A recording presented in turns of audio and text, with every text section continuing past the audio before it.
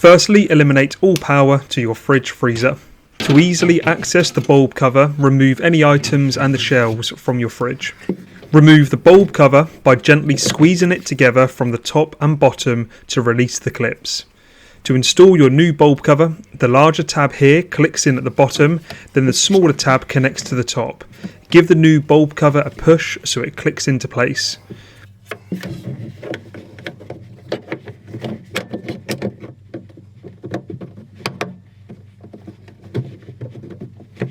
Pop your shelves and any items back in the fridge, and that's it, your new lamp bulb cover is all set to go.